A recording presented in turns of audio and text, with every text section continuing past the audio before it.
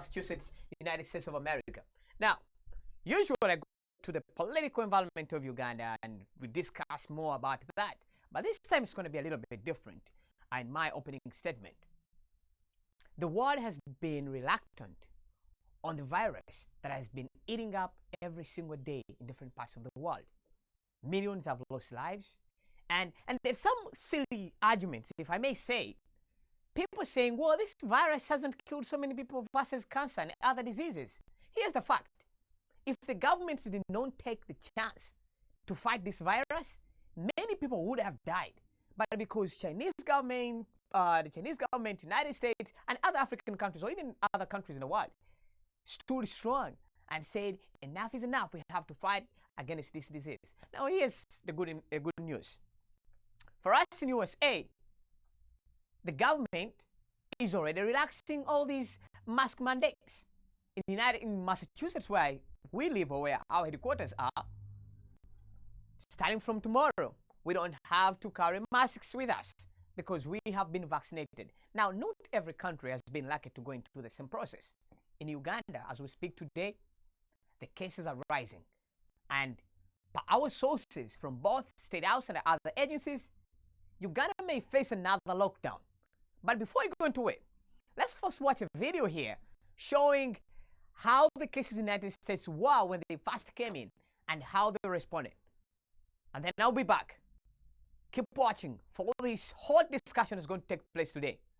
Let's get after it. Dealing with the worst pandemic in a century. Take a look at this graphic showing the single deadliest days in American history. 3 days from this week alone are near the top of this list, with 3 additional days from last week. COVID has killed more people in one day than the number of people killed on D-Day and at Pearl Harbor. Let that sink in. And it is only expected to get worse from here. NBC's Megan Fitzgerald is in Los Angeles with more on that. Megan, good morning. Kristen, good morning to you. With the promise of that new vaccine, there is a lot of hope, but public health officials are urging people not to write off these dire warnings, saying at no point in the pandemic has the risk of getting sick been higher. This morning, the nation is waking up to a cold reality. The worst week since the pandemic began. New infections exploding from coast to coast, shattering records for single-day deaths, hospitalizations, and new cases. Now, more Americans dead from COVID-19 than in 4 years of battle during World War II. We will prolong this if we don't do it correctly. We will truncate it if we do it correctly. That's the message. A message from Dr. Fauci, who says the Thanksgiving surge is here. New warnings that the weeks ahead could be worse as more states are clamping down. Pennsylvania joining New York City in banning indoor dining. We should make sure we're doing everything we can to protect every life that we can. A new study from a South Korean medical journal found tables 6 feet apart weren't enough. That indoor diners more than 20 feet apart still infected one another. But less than 1 week after California's statewide order took effect. That wasn't ice cream and pancakes from the restaurants. No, people actually died. That was not a joke. And guess what? In Africa, leaders have used this as a political stunt to make noise every now and then. Does that solve the problem? No. People are dying in India. People die like rats. I'm sorry to use that word. But some people neglected how bad the virus was. In Uganda, all that we hear, people are saying, whoa, we are not dying. Truth be told, many of you in the country of Uganda, you are dying because of the COVID-19. Thank you for joining me. My name is David Obura. Let's get started. I'm joined in the studio by Richard Myombia. He's a political analyst and a great people power supporter. Apple Ranga is a political analyst, a commentator, and a great friend of mine. Apple, I want to thank you and Richard for coming and joining me today in this show. And on my far right is Daniel Sebugwao. He's a political analyst. He's also a very strong foreign policy expert. Guys, I want to thank you so much for joining me, and I'll be joined shortly by Hilary Seguia, who is a very great friend of mine and an international political analyst and expert, a master's degree holder from what? But he will tell us more about that when we start talking together, when I bring it on the show. But gentlemen, I want to thank you for joining me. this has been a very great week in the political history of the country of Uganda. I was so moved by the things I saw day in, day out, from Monday, Tuesday, Wednesday, the lies that were eating up the political environment of the country, the happiness, the joy within the NRM government, how excited they were to see that the opposition joined them in this new trend of a new government. Those questions that people are now asking, is the opposition now in the same bed with the NRM, or are they out? Many people are saying, well, maybe this is a new beginning, that now President Museveni said, well, I'm working closely with FDC and DP. NUP is still misbehaving. The questions are many. Is it true that they're misbehaving now that we saw over a number of them supporting NRM Deputy Speaker? The number could have been less, but we saw 437. That means if NRM has only 330 plus members, where did the 100 or plus or less come from? That was from the opposition. We saw in the speakership race, the opposition candidate did not get more than 15 votes. But the opposition for the last 2 years has been campaigning so strongly that they are uniting and they want to remove the institution called the NRM. More specifically, Museveni. This time, gentlemen, I want to thank you for joining me. Let's get after this straight away. This is a very hard question, but I want to get facts from you, Richard. I would start with you since you're close to me. Did the opposition lie to Ugandans by supporting the speaker who has been a very strong member of NRM? This time it was different because we saw them supporting and some of them maybe they supported Jacob Olanya. What does that tell you? The first thing that I want to greet our viewers tonight is, who won the race? Was it Museveni? Was it Chagwa? Because it was about two people. If you always tell me that at the end of the day, Kadaga, who created the mess and all people that are dying in the country, who Kadaga thought that she was untouchable, a member of the high-ranking committee of the NRA, Central Committee, sort of Communist Party.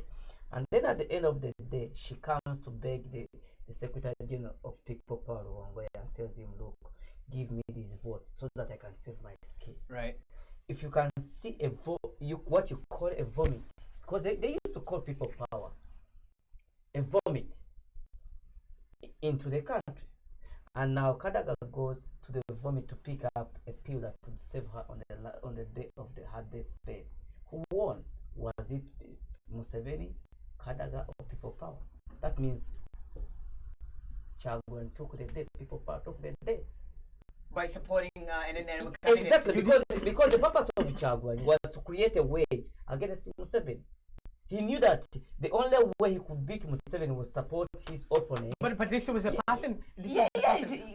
Who, for the record, came out and say, I am the reason why President Museveni won the election. And then you who said it to your opposing President Museveni, you go and sleep in the same bed with her?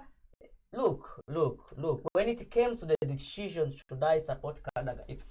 When Kadaga came, because this was an orchestra that had been put by the State House, they said we are going in democracy. Then Kadaga is not allowed to go and compete and explain her position in the Central Communist Party, which is called NEC. All right. Okay, now, at the end of the day, she's kicked out. She runs People Power. And then People Power says, okay, we are going to save your skin. They try to save her.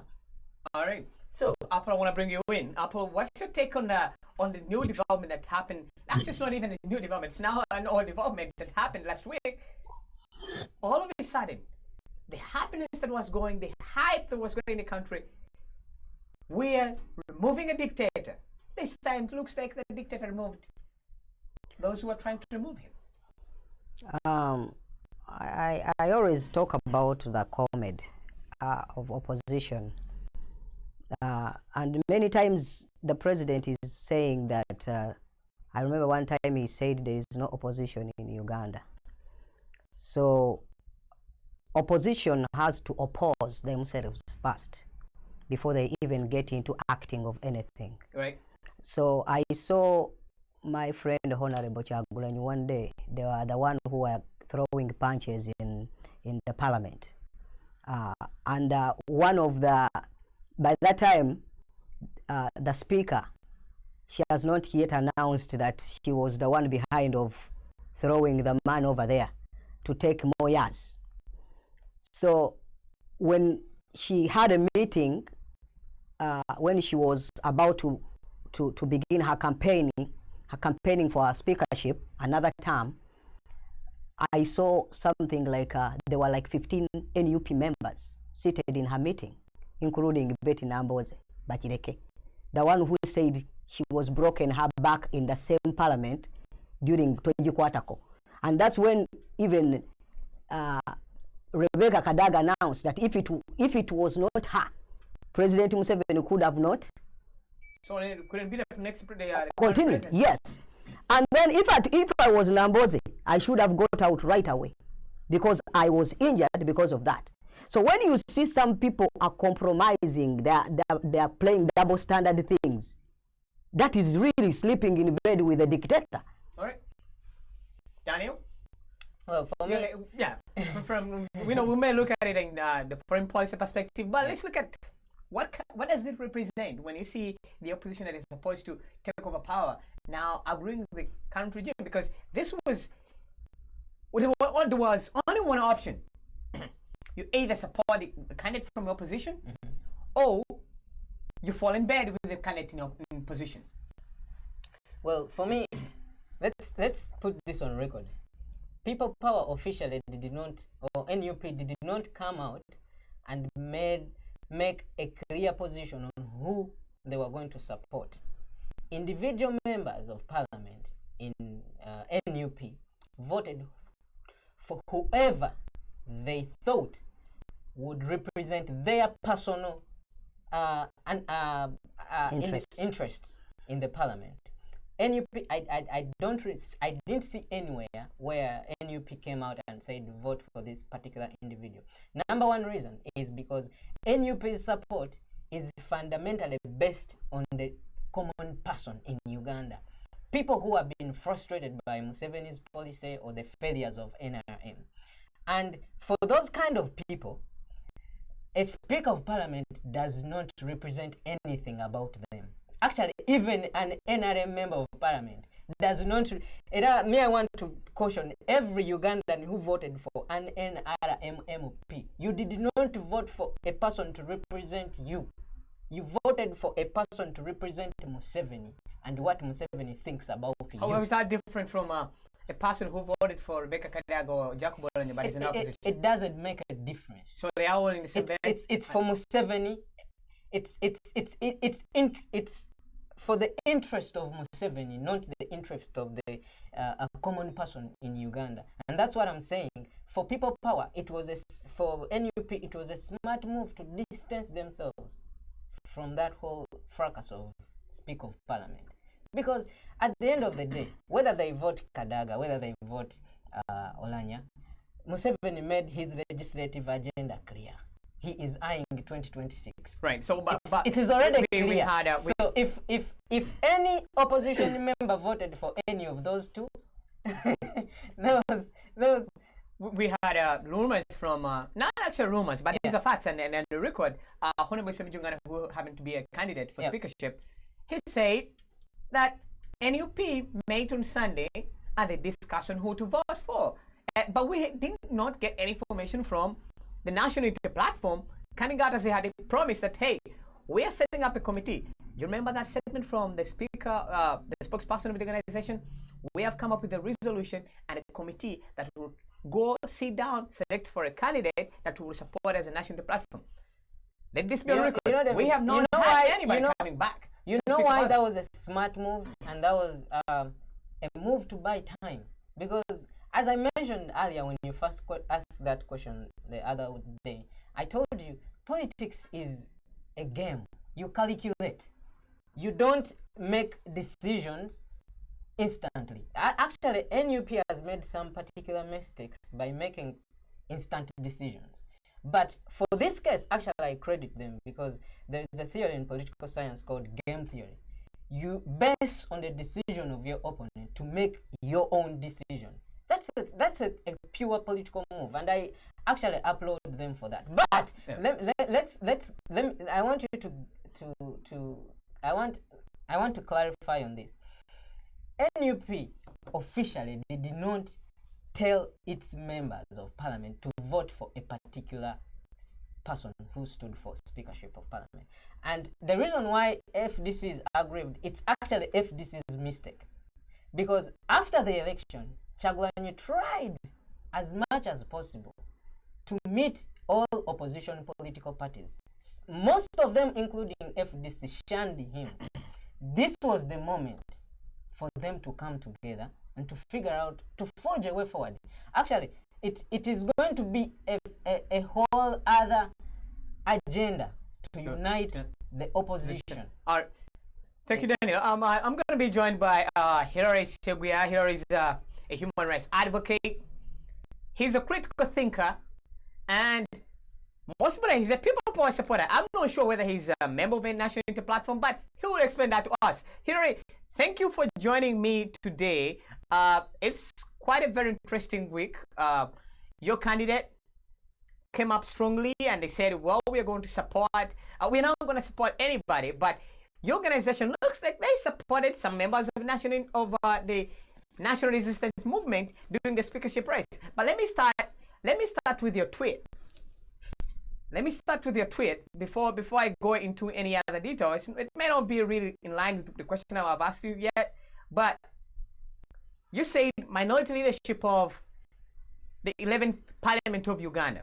That's like one day back. And it looks like you're now agreeing with the current government that, well, you're in power, we're in the opposition, let's do business. How is that? Well, thank you so much, Moderator David, for hosting me. I'm profoundly honored and exceedingly humbled to be part of today's program, The Epic Front, and I'm glad to join my brothers, Richard, Daniel, and Apollo today to have a conversation about the status quo in our country, Uganda, that is under a destructive misrule of despot Yoweri Kaguta Museveni. So the fracas that happened, of course, in this week is so flabbergasting to some of us, because we thought that we're going to use the opportunity as the forces of change to make sure that, of course, we show the world or the country that we are ready to make reforms as the National Unity Platform, leading the opposition in Uganda to make sure that, of course, we don't show that we are still in business as usual. But to me, of course, I gave my personal opinion, and I was saying that as the opposition, we failed the first test, including my party, the National Unity Platform, because there was no any legislator with a mind of consciousness who could vote for Aitwala, Rebecca Kadaga, or Jacob Balanya for speakership.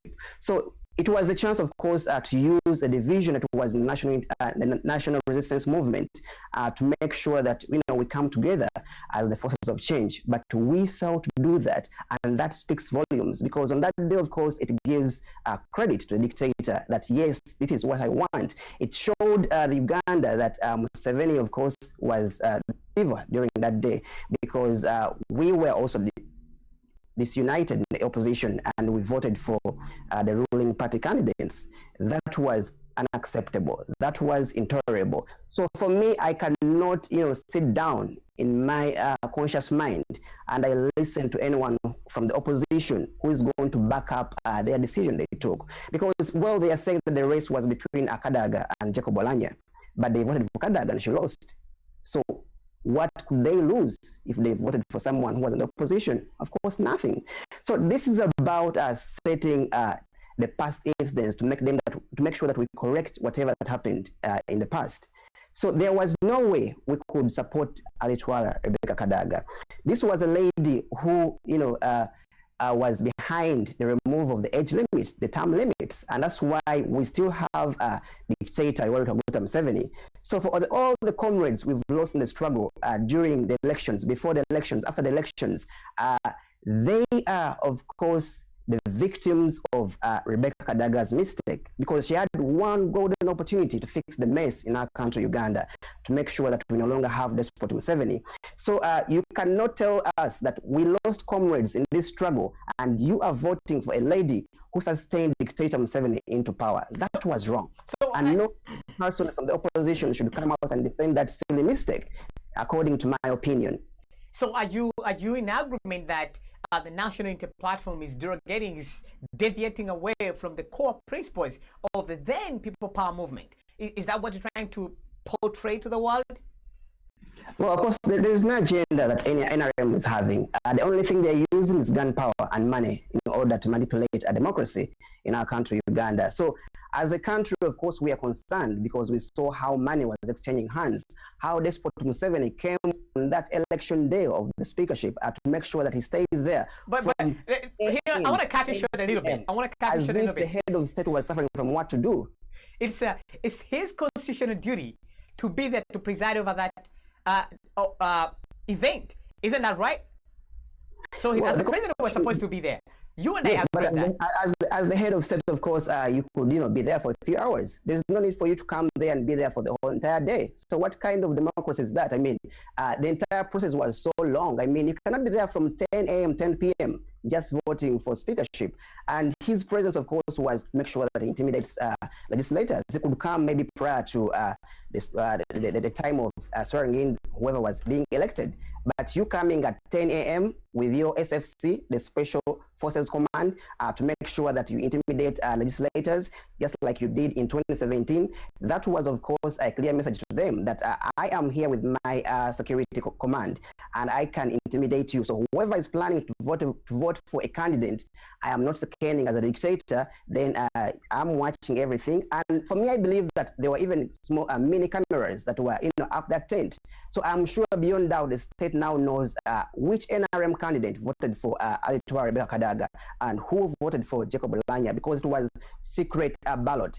So for us, of course, we are recalling the history of our country from 2017, because the nominee of Ibrahim Samujunganda, Alan Sewanyana, the Honorable MP, he was giving a preamble while he was nominating Samujunganda, and he was reminding the parliament that whatever happened in 2017 was undemocratic. It was an attack on the temple of democracy in our country, Uganda. And he was, of course, giving these memories mainly to the opposition MPs that whoever is planning to vote for Alitwala Rebecca Kadaga, can you please remember these incidents to make sure that you change your mindset if you are planning to vote for Rebecca Kadaga. Right. But none of them listened, except the 14 members of parliament who voted for Samujunganda plus the one vote for him, of course, to make it 15.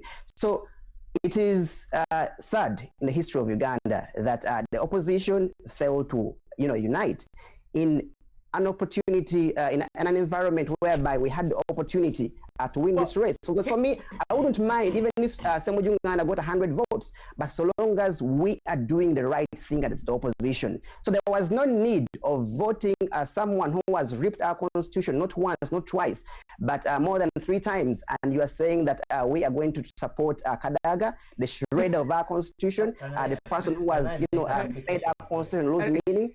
That cannot be defendable by anyone. And of course, there is a price to pay for whoever voted for Alitwa Rebecca Kadaga. As the opposition, we cannot win as a dictator when we are working in segments. We have to unite. Whether we are going to lose, we had to unite and show the world and the country that, yes, this is our candidate. We have to do the right thing. Hillary, thank you so much, and I pray. I want you to stay on. First, I congratulate you. Now you have a leader opposition who is Honorable Mathias Mpuga. Something that you're really happy about. I don't know anything about it yet, but what I do know is that now the opposition has agreed that President Museveni is the president of the country, and you are now in opposition. Here, I'll get back to you soon. Let me come back to the studio, guys. Okay, let me discuss something. Anybody agrees with what? No. Here is just giving the facts here. Yeah, no. Let me put this application like this. For example, the 2 headaches that Museveni has now is the Buganda and the Busoga fort. Remember that the recommendation that Olanya should be given speakership of the country is because they managed to reach in the north very well, intimidate the opposition, arrest everyone so that they could change whatever they changed. The two blocks, Buganda, which are the largest, and Busoga, are well united again in 7. Now, let's go to the campaign of Honorable Chagwan when he went to Busoga. In the constituency of Kadaga, what did he say? He said, you people of this constituency, how do you call it, that Lake region area, of Choga area where she comes from, he said, give her the vote, I'll give her a job. Chagwan is a very smart man. I'm not just giving him, he's a very smart guy because he was creating a wage, but again gaining points from the region. Now let's go to another one. Let's go to the 1980 election. We saw people look at NUP as a done political party that is not going to liberate the country, which is wrong. The 1980 election, Kionga won. Did he go to parliament where there was that? Or but when Museveni was going to the bush to fight against him? No. Semwogere said, no, I'm not going to go to the bush to fight because I have a party in the opposition to take care of. So I think all these things are not being calculated by the opposition. So you want the opposition to start a struggle when it has a political party that is established on the ground, leaves it there, and then wage a struggle. I think I don't know, but maybe why people are coming up against all the things that are happening today is because the foundations of People Power movement were, we want to take the NRM institution out of power. We are going to work as opposition to host all these organizations. Remember those days when People Power was for all organizations, NUP, but then NUP wasn't around, NRM, FDC, and all that. So that's why people are asking, why this time? Why do you fail to come up together to vote for a candidate? You know that you're not going to win, but that shows solidarity to improve on your cause. Richard, your final take. Yeah, let me tell you, you people, let's not be upset with what things are going on. It's a political move that worked. The opposition won it. The day you shall hear Honorable Chagwan, speak the very words somewhere, if he's capable of doing it, like Tinye Funza when he went to London. You don't know the psychology of Mr. Museveni. Tinye Funza left Uganda and said, you people, you are going to kill me because of this Muhoozi project. He went to England and said, all the opposition people that have been fighting against Museveni, come, let's work together and let's remove. And they all failed. They all failed. Yeah, but you don't bring you in. Because he was paid to leave the struggle and eat money. So the day you shall hear Chagwan speaking a word like that is the day you shall see Museveni panicking. With his pants down. All right. Now, so Richard, you kind of confirm me that President Museveni is still strong. We haven't seen him. It's not strong. It's not strong. All right. So I want to ask you this question again on the speakership race. I'm going to ask my producer to show me. There is a picture that has been going all over social media, showing different districts. Somebody took his or her time to draw just a map of Uganda and showing the number of members of parliament from each region. And what the beauty about this picture is that the largest percentage comes from Western region. And when you look at the numbers, look at that number. We have 207 MPs that come from one Western region. You have Central 91, Eastern 81, Northern 84, totaling up to 526 through regions. Now, let's focus on how members of parliament voted for, most importantly, the deputy speaker. Well, 437, Daniel. Is this the opposition that many Ugandans were looking for? Well, for me, Anita Mongi was FDC. Right. And then she became independent, but she's more leaning on NRM. Right. For me, I actually somehow agree with what Hillary mentioned earlier. What is the justification for you to vote for a particular individual? What are you going to tell the people who have lost their lives, people who have lost businesses, people who have lost time, people who have been oppressed by the state because they've decided not to agree with what the state is going to say? is saying. So for me, this is the first litmus test for the opposition in the 11th Parliament. And much as Kyagulanyi has fought hard to make sure that he unites the opposition, there are people in the opposition who are deliberately comfortable opposing, and they are not looking at anything else beyond opposing. So for me, I think there's got to be a way that sanity is restored in the politics of Uganda. Because I even realized that there are particular people who are paid to vote for someone. And if you are paid, honestly, if you are paid, it's like Museveni right now. Museveni can't come and convince me on merit that vote me, I would do this and this and this for Uganda. Of course, he has to pay me to vote for him because I don't know of any reason he can convince me with that he's going to do. So if we still have commercialized politics, even in an institution like Parliament, where you don't vote for someone because they are going to legislate something relating to the people you're representing, whether this particular individual is going to legislate something that is of interest to you or to your people that you're representing. But you're voting because you have been paid. You're voting because he is your friend. You're voting because for petty reasons. So someone has to work so hard to restore a politics of essence in our country. Secondly,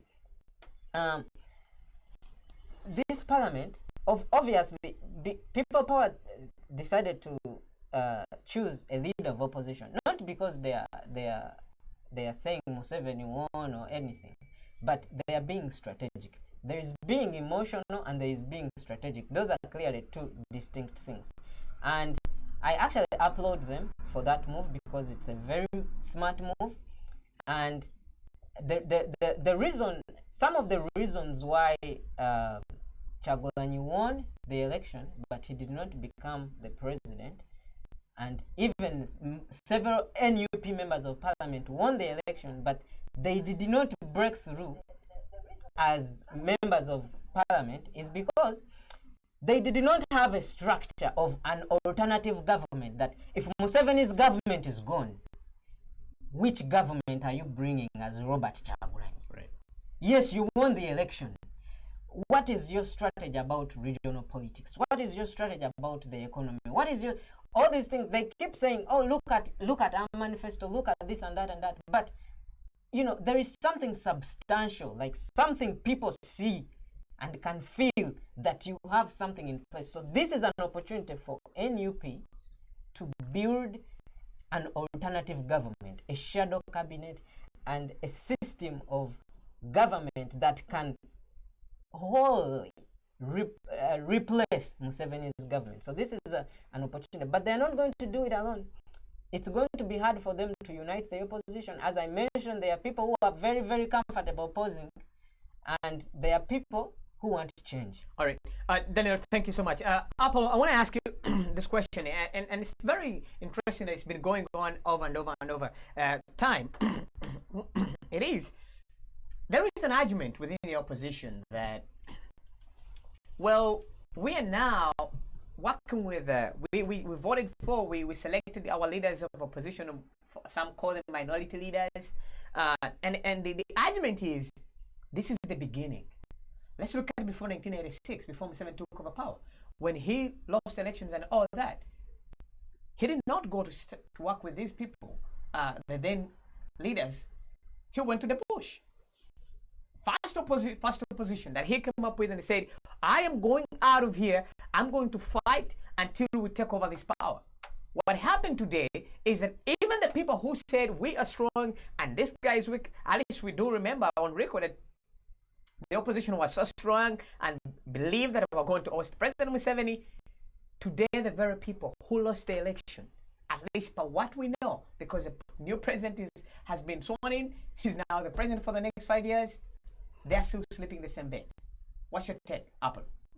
There's something I want to first and foremost to clear on, because my friend said that Kyagulanyi has been trying to to unite the opposition. Who gave him the mandate to do that?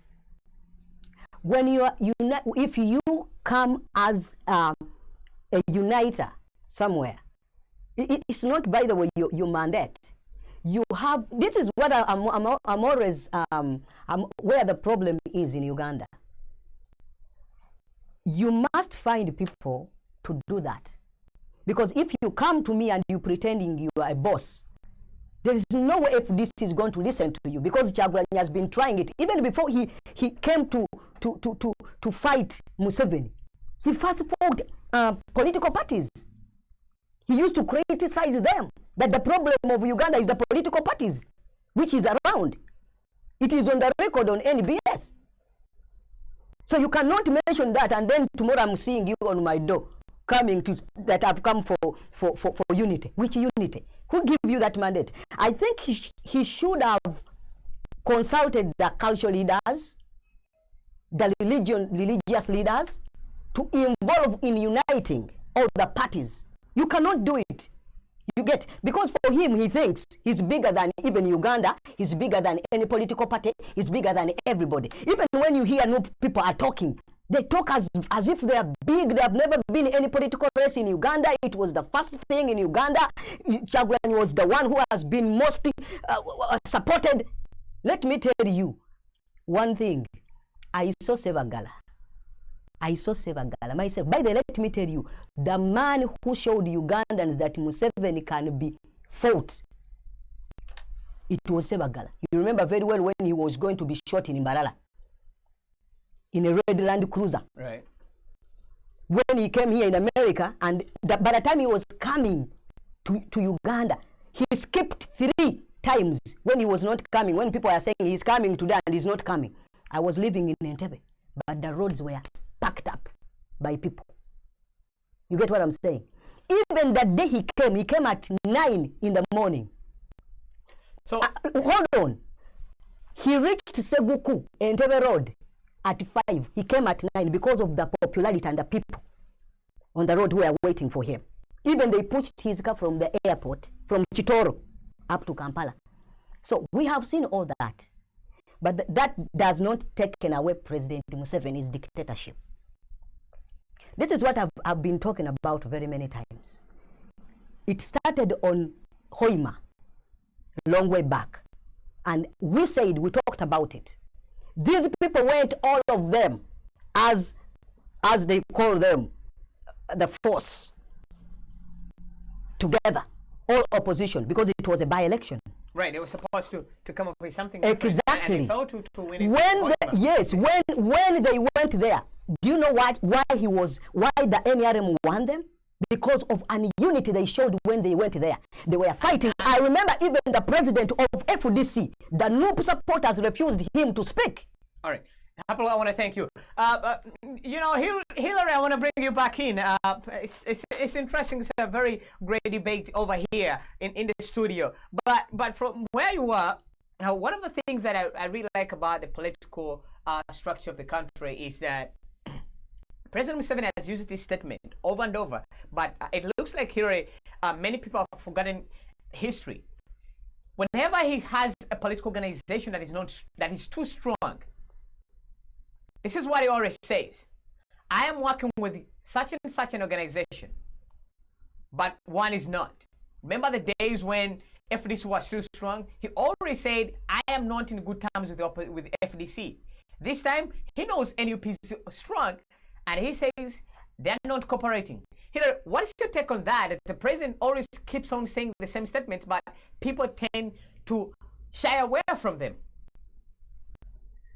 Well, of course, we know from history, just like Dr. Norton Obote warned Ugandans that Museveni only says the truth by mistake, but we know him that he is a pathological liar. So we cannot take his words any more serious, because he has nothing more to promise Ugandans or to lie us about.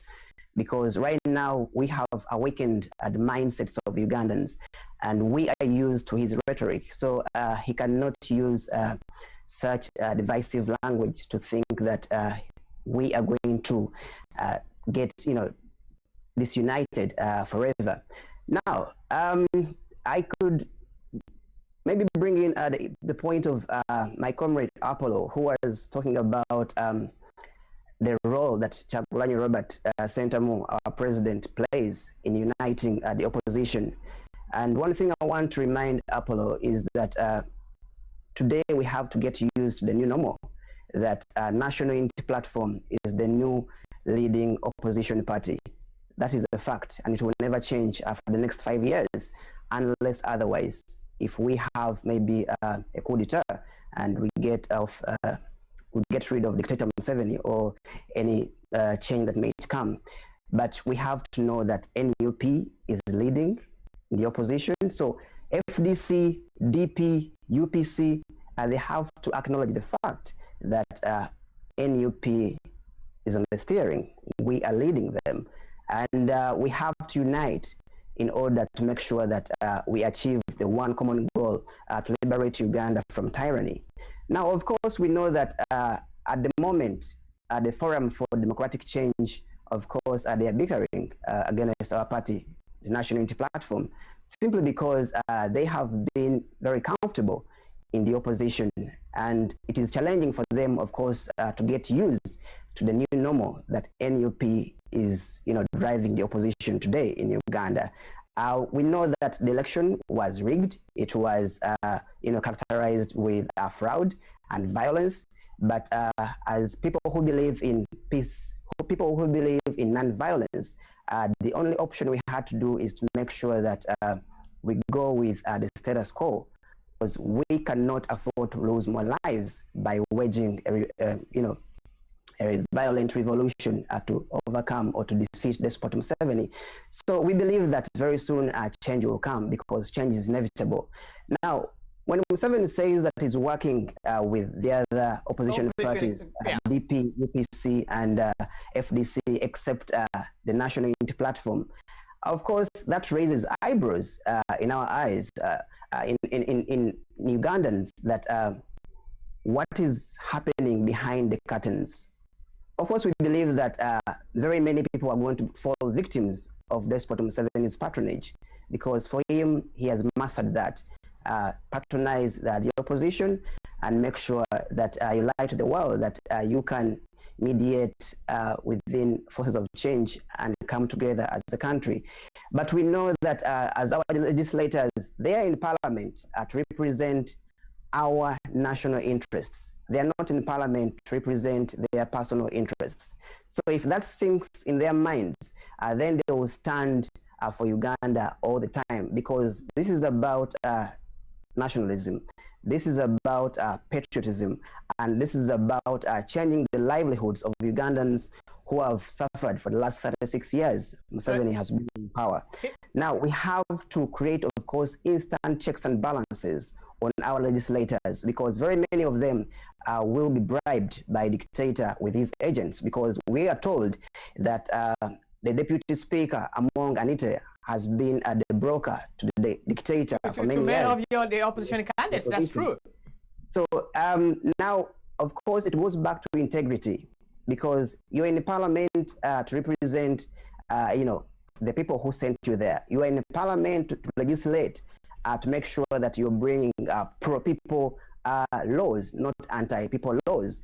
You're in the parliament to make sure that, of course, you plan effectively for all Ugandans, not only for your political party. So when we go to parliament, of course, we put our political parties aside, and now we come to the national cause. But because our democracy is still young, we have a lot to learn about, mature democracies like in countries like UK and US. But we are there, and of course, with the National Unity Platform, we are bringing reforms. And I believe that the opposition today that we have, that is led by Honorable Matthias Mpuga, we are bringing change, because coming up with... Here, you've talked about Honorable Matthias Mpuga, and I was going to ask a question about him. Where do you see the future of his government in the next coming few years? Well, of course, for me, I'm one person who loves giving people a benefit of doubt, and I give them time to judge them. So I cannot right now say that he is going to fail. Of course, I believe that he's going to deliver, and I can start judging him maybe after 1 year, because he's going to serve as the leader of opposition for the next 5 years. So after 1 year, I can start, putting him on different parameters to see. What has he achieved? Is he still on track, or he has lost the track? What can we do to make sure that we make him, get focused?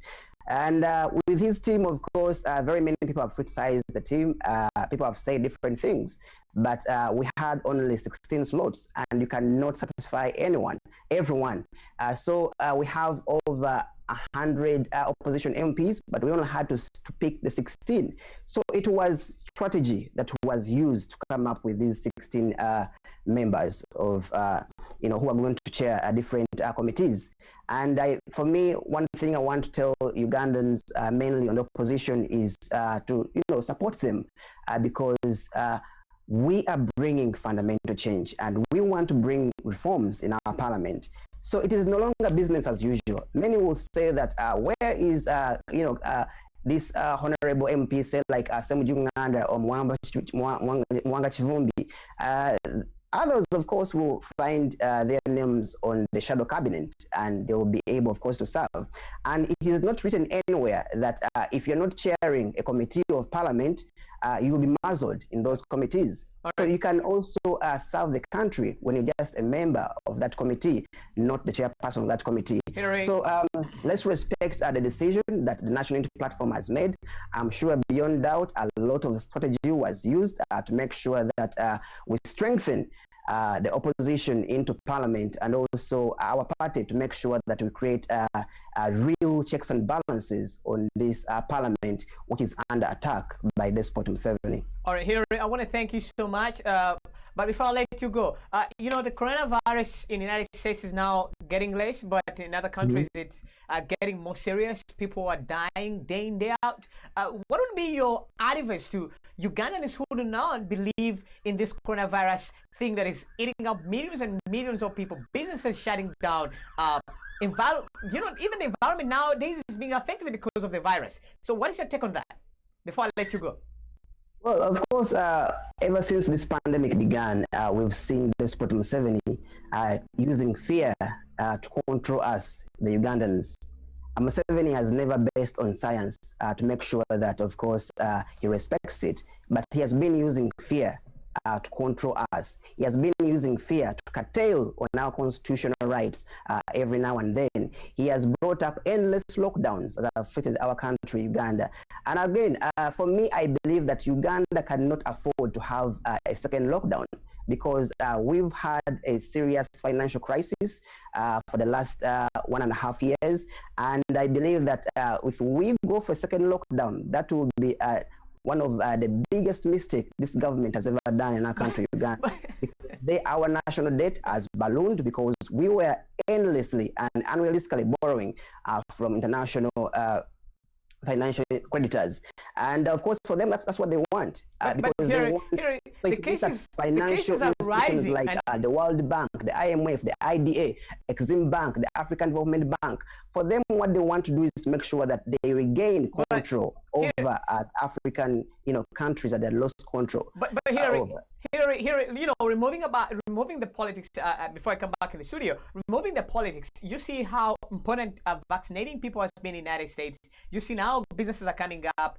The stock market is now a little bit getting better despite the inflation that is coming up. Don't you really think that it's now the time for Ugandans to start respecting what the government is asking them to do regarding coronavirus? Well, the government has never shown any seriousness when it comes to containing COVID-19. Because if you look at the curve that we had in our country, Uganda, of course, there was nothing to flatten. Our curve has been always flattened. And if you look at the survival rate of COVID-19 in Uganda, it is 99.19%. So we cannot say that Despot Museveni has done a lot to contain or mitigate COVID-19 in our country, Uganda. So the only thing we have seen is the government curtailing on our constitutional rights, curtailing on our civil and political rights each and every day. And if the government was showing seriousness, of course, by now they would be having a lot of enough PPE to make sure that everything is in order.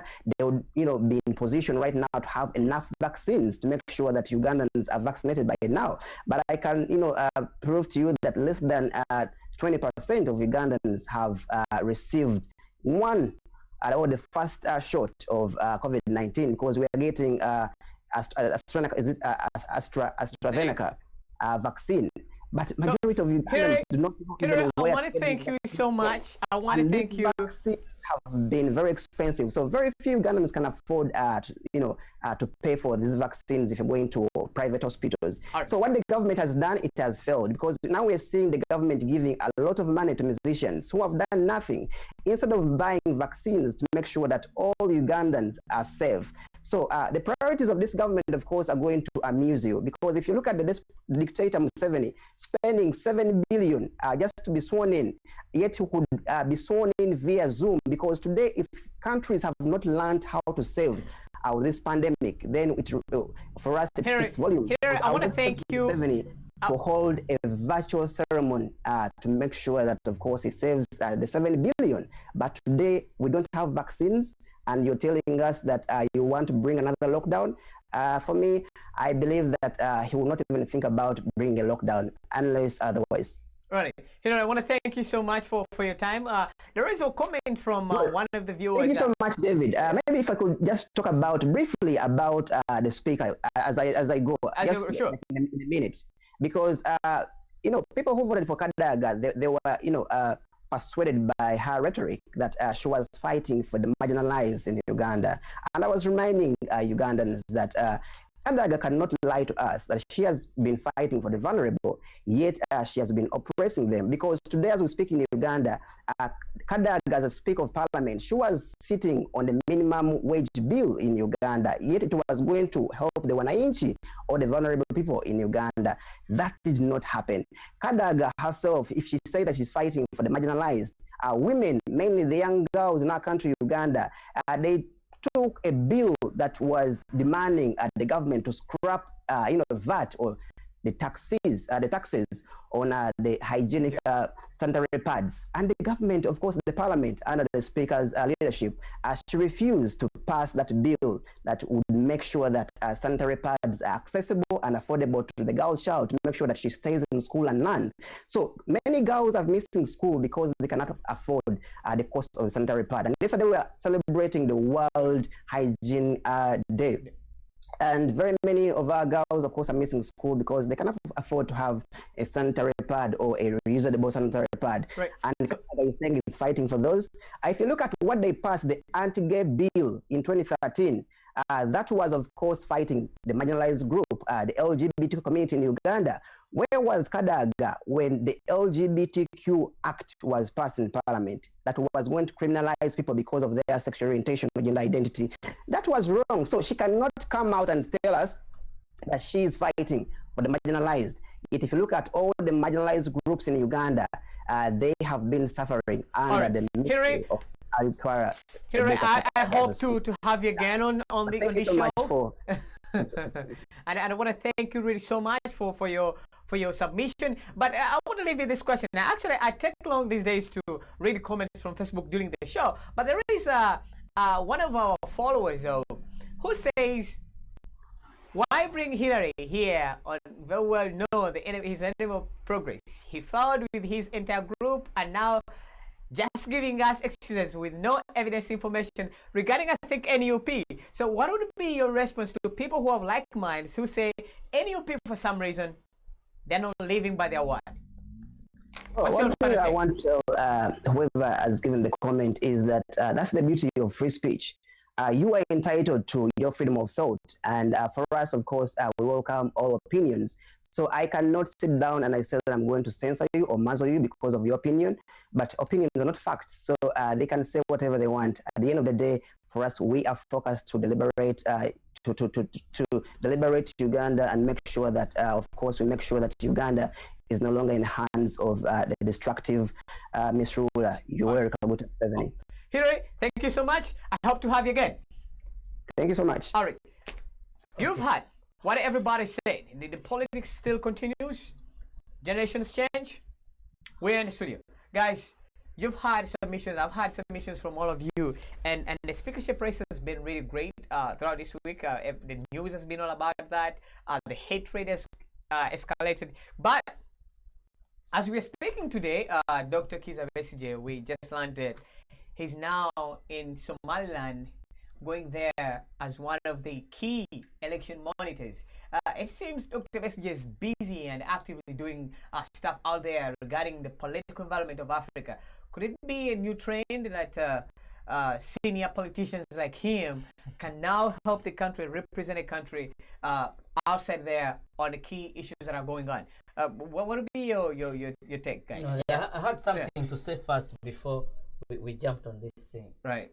You see, they were talking about Museveni and his policies. People think that Uganda is the same way that Museveni crafted it and the way it is going to be, which is wrong.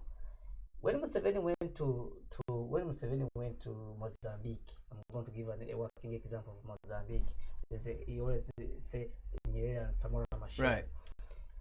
Samora Machel said that the reason why Mozambique failed to take off was because of the quick implementation of the socialist system into Mozambique. Right. Because these people have fooled Africa so much to the extent that they bring their own ideology to put it into other people's ways of life that has led them to where Uganda is today, like the way Mozambique is.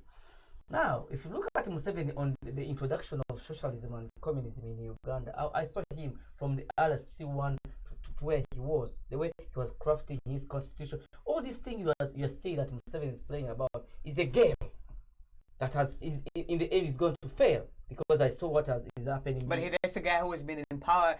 You guys have been saying the same thing but David, but now, David, with due respect, I'm going to give you my submission on this. If you see what is happening today in Mozambique, that is going to happen in Uganda, these people crafted a system, like Museveni has crafted a system.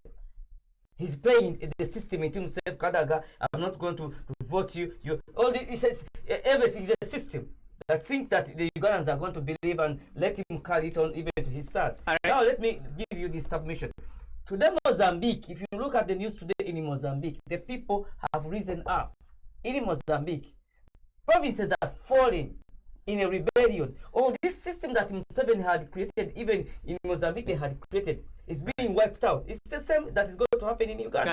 All right. Now, 5 years down the road, you guys have not made any no. change. I want to bring in Daniel. What do the Ugandans need? All right, Daniel. Looking at the foreign policy of the country Uganda right now, I think Uganda is improving its image. President Museveni is putting a lot of money in international organizations and lobbies to shape the future of Uganda internationally. You earlier last week mentioned that NUP is failing on that, and it looks like all other opposition organizations are doing the same. They're failing on making sure they bring in international organizations. Richard, you've just mentioned President Museveni during his early days. He went out in these different countries, worked with the regional forces, Tanzania, Kenya, and Mozambique, to fight against the dictatorship that was taking place in Uganda. Then, where do you think the opposition is failing today? Well, I think the opposition in Uganda is undermining what the country Uganda means to the region of East Africa and Central Africa. Let me give you one particular example. There is a mineral, it's called celeron. It's found in every computerized chip, some CPUs and anything electronic that is computerized. This mineral is only found in Congo, particularly Eastern Congo and Canada. And what Canada did, they reserved all their deposits. It's only Congo that is mining this particular mineral. And the only person in charge in Eastern Congo, we all know, it is UPDF. So, that's one of the key examples I'm giving. But there are other examples in Central African Republic. There are other examples in Sudan and South Sudan. There are other examples in Kenya, Somalia, Tanzania, and Burundi.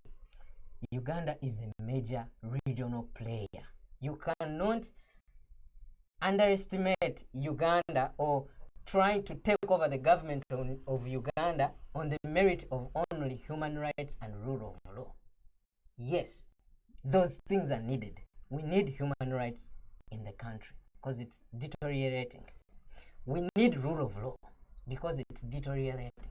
We need an organized society. But at the same time, we need to sustain a system. Yes, President Museveni built this system of our country being a regional player, but on the basis that it only supports a few specific individuals. Let me give you an example.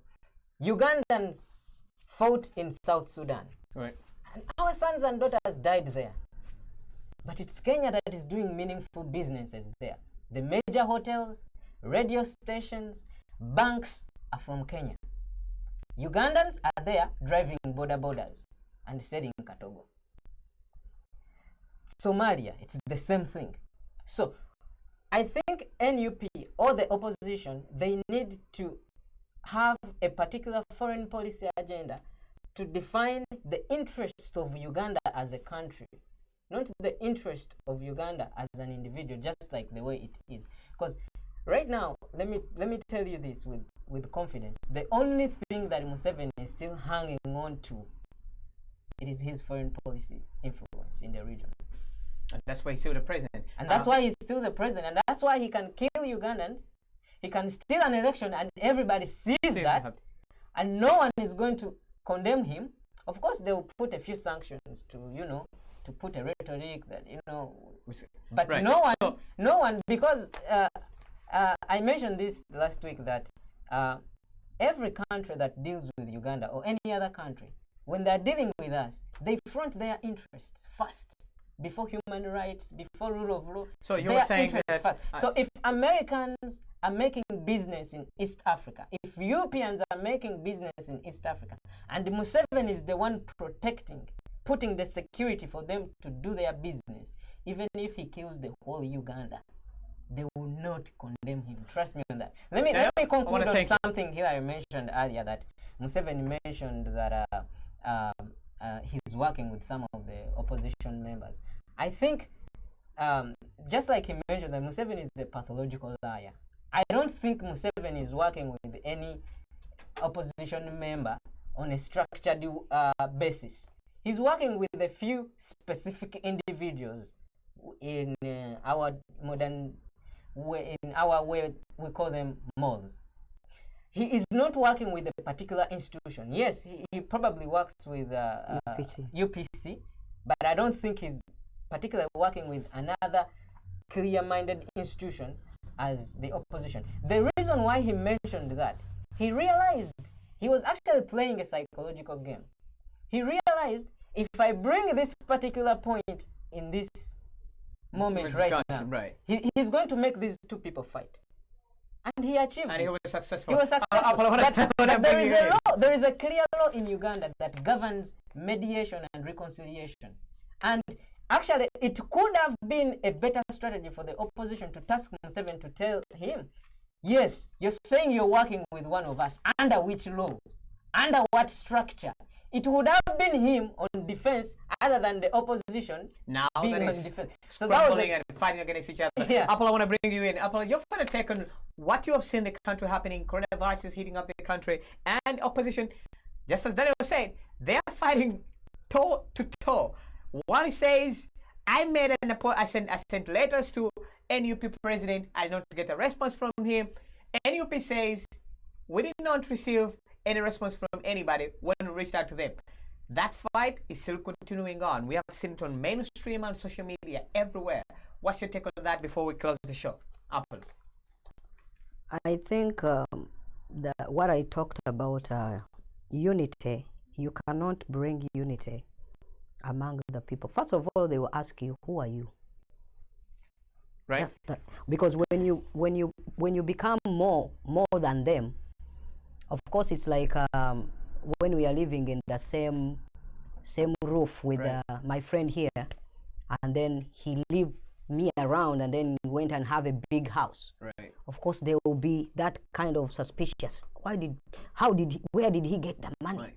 So we can't take it away that right now it's NUP that is leading in the parliament.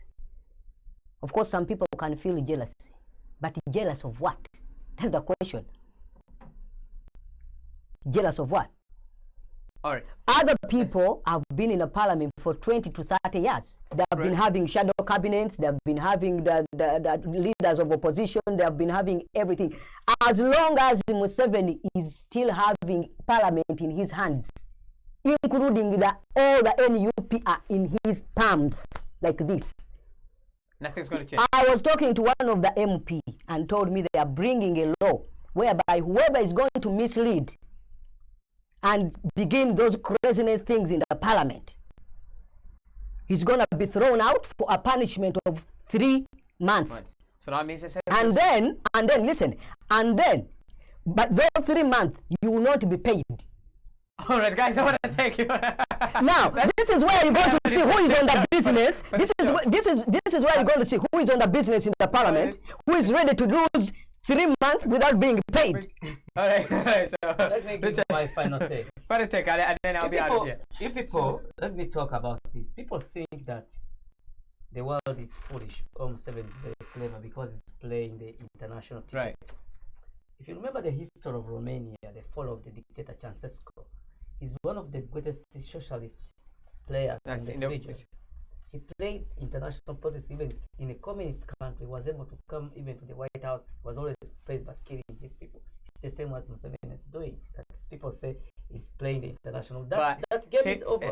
No, Richard, that has been the talk for the last 15 years. Yeah, but now other people have changed. But let me tell you. There's nothing changed. Okay, but all right, guys, I want to thank you so much. Okay, but let me tell you people. I'm running out of time. The day is going to come when the spillover that is in Congo is going to enter Uganda. We shall know which side Museveni, the international community is going to save him, or the people of Uganda are going to prevail over his dictatorship that they did in Romania against Ceausescu. All right, Richard, I want to thank you so much, and I want to thank our viewers for always watching the show. You guys have really done an amazing job. It's always interesting when we come here and we discuss a number of issues, but this is my closing take. Politics has almost been the same in the Republic of Uganda.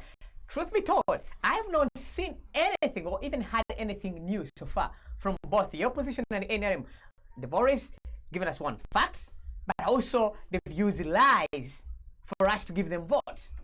We saw that when time for parliament came. I've had a number of MPs, I've talked to a number of them, saying votes, we got votes during that time, now it's time for parliament to take its action. Here's the fact. Where after getting those votes, after being declared, after swearing in, they will never think about you again.